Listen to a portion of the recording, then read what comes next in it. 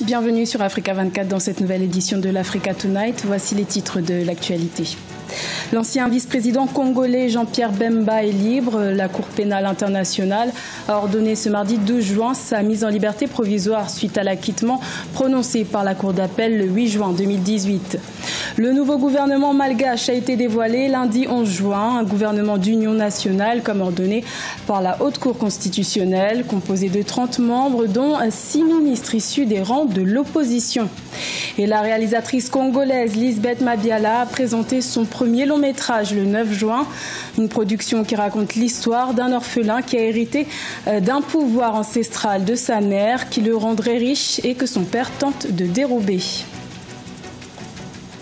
Le Congolais Jean-Pierre Bemba a été libéré ce mardi 12 juin après 10 ans de détention. Les juges de la Cour pénale internationale ont approuvé la demande de liberté provisoire émise par l'ancien vice-président congolais.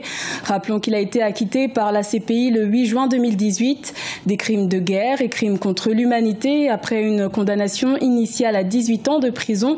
Une libération provisoire qui laisse entrevoir une redistribution des cartes pour les élections de décembre 2018 en République démocratique du Congo, comme nous l'explique le juriste congolais Isidore Osendo Olanga. Donc dès lors qu'il a été acquitté dans cette affaire, sa présence en détention, ça ne fait plus. Donc là, on devait que le libérer. Et puis c'est une bonne chose pour la justice internationale. Pour moi, on a appliqué la loi parce que ça c'est une opinion personnelle. Sa condamnation, c'était vraiment illogique dans la mesure où les autres acteurs principaux n'ont même pas été poursuivis. Je pense au président centrafricain. Il n'a pas été poursuivi. Alors, comment lui, il pouvait payer seul toute cette affaire? Dès lors qu'il a été acquitté pour l'affaire principale, c'est-à-dire l'accusation des crimes contre l'humanité et crimes de guerre, et qu'il a passé 10 ans de prison, sa présence en prison, ça ne se justifiait plus. Dans la mesure où, pour la deuxième affaire, il encourt au maximum 5 ans de prison. Or, il a déjà passé 10 ans en prison. Donc, c'est que sa présence là-bas, ça ne se justifie pas. C'est quelqu'un qui a été vice-président et qui a une formation politique qui a pignon sur rue. Et avec son aura, sa personnalité, il va certainement peser d'une manière ou d'une autre dans la vie politique actuellement.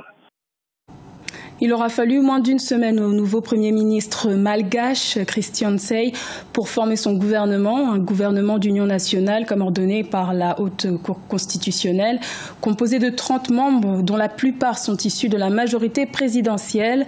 Les seuls 6 ministres sont issus de l'opposition. Les détails avec Aïssatou Diamanska Besland et Solange Dubois.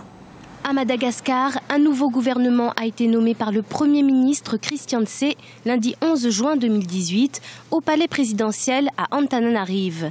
Il s'agit d'un gouvernement d'union nationale comme décidé par la Haute Cour constitutionnelle, la plus haute juridiction du pays. Parmi les 30 membres du nouveau gouvernement, 6 ministres proviennent de l'opposition, 4 sont membres du MAPAR, le parti de l'ancien président de la transition, Ange Radzoel. Des figures remarquées lors des manifestations de la place du 13 mai, comme Christine Razanama Assoa, l'une des leaders des députés de l'opposition, qui a été nommée ministre de l'aménagement du territoire.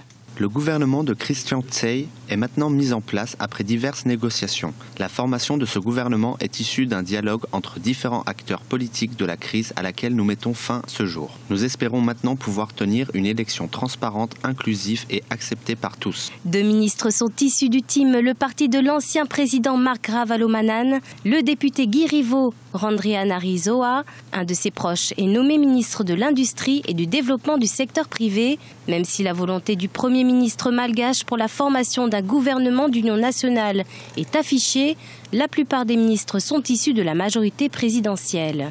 C'est un événement très positif parce que, premièrement, ça permet de mettre un terme à la petite crise constitutionnelle et institutionnelle qu'on a vécue ces dernières semaines. La démocratie à Madagascar a du mal à s'implanter, mais on a vu quand même ces 4 et 5 dernières années que la normalisation s'est faite. Donc ce gouvernement permet de stabiliser la situation et d'aller de l'avant. Désormais, ce nouveau gouvernement doit diriger le pays jusqu'aux prochaines élections générales. Il a la charge d'organiser l'élection présidentielle qui doit avoir lieu cette année 2018.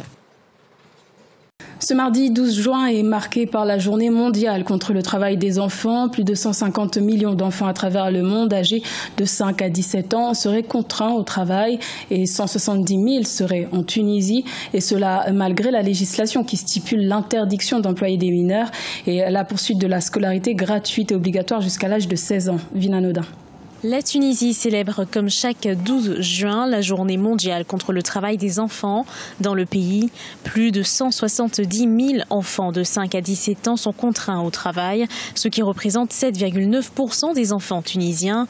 Parmi eux, plus de 130 000 exécutent des travaux dangereux, une situation qui serait due en grande partie à la condition économique du pays. Ce nombre, en tout cas ces dernières années particulièrement, la Tunisie est frappée de plein fouet par une crise économique et financière, et les difficultés poussent les familles à mettre sur le marché de l'emploi des jeunes qui sont très souvent aussi désœuvrés et qui ont il y a cette difficulté de la vie au quotidien, et de cette manière-là, en fait, ça devient l'enfant devient un acteur économique et surtout un soutien pour les familles. L'Organisation internationale du travail a lancé la Journée mondiale contre le travail des enfants en 2002 pour attirer l'attention sur les actions et les efforts nécessaires pour éliminer le travail des enfants.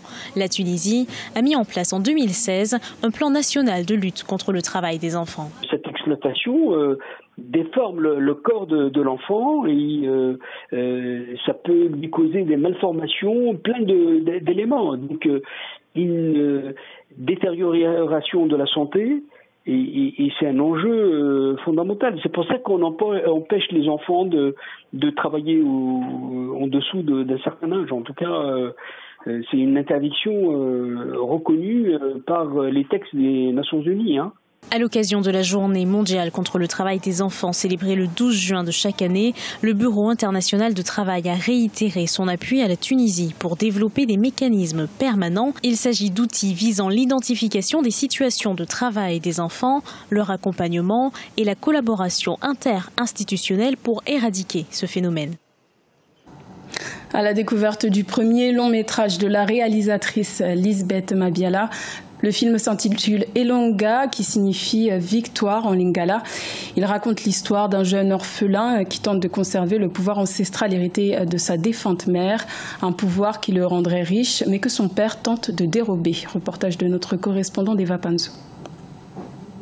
Elonga, ou Victoire, le premier long-métrage de la réalisatrice congolaise Lisbeth Mabiala. Un film qui retrace les péripéties d'un jeune orphelin ayant hérité de sa mère, le Kinkoko. Un pouvoir ancestral qui a la capacité de rendre opulent son détenteur. La projection en avant-première du film Elonga a eu lieu ce samedi 9 juin à l'Institut français du Congo. Ce n'était pas facile. Au départ, on était sur ce film, donc les charges devaient être partagées. En plein milieu de tournage, l'autre ami m'a abandonné et il a fallu que je me batte comme une lionne pour réussir à finir ce film. On a fait vraiment avec les moyens du bord, mais voilà, le résultat il est là. Elonga est le troisième film de la carrière de Lisbeth Mabiala, mais son premier long métrage. La réalisatrice, qui en est aussi productrice exécutive de ce film, a investi plusieurs millions de francs CFA pour séduire le public congolais qui ne croyait plus au cinéma. Moi-même, je sous-estimais le cinéma congolais. Finalement, je viens découvrir à mon grand bonheur, bien entendu, que le Congo a quelque chose à proposer aussi au monde. Donc voilà, les impressions sont bonnes, elles sont positives. Le film était hyper bien. J'ai retenu que y avait un petit enfant qui était orphelin et qui avait un pouvoir que sa mère lui avait transmis. Le message a été bien véhiculé. C'est vrai que c'est du cinéma, mais l'histoire est bien racontée. et le fond est bien ressorti. Elonga a été tourné dans les villes congolaises de Brazzaville et Pointe-Noire. Les acteurs congolais Fortuné Bateza, Sorel Boulingi, Moni Lekunzu, pour n'en citer que ceux-là, ont participé à ce film aux côtés de la star de la série ivoirienne Ma Famille, Michel Bohiri, dans le rôle du père de Junior, l'orphelin à la conquête du King Koko. La réalisatrice prépare une série de 30 épisodes qu'elle offrira bientôt au public. Ce journal a été réalisé par l'ensemble de la rédaction. Merci de votre fidélité. Retrouvez dans un instant une nouvelle édition de l'information sur Africa 24.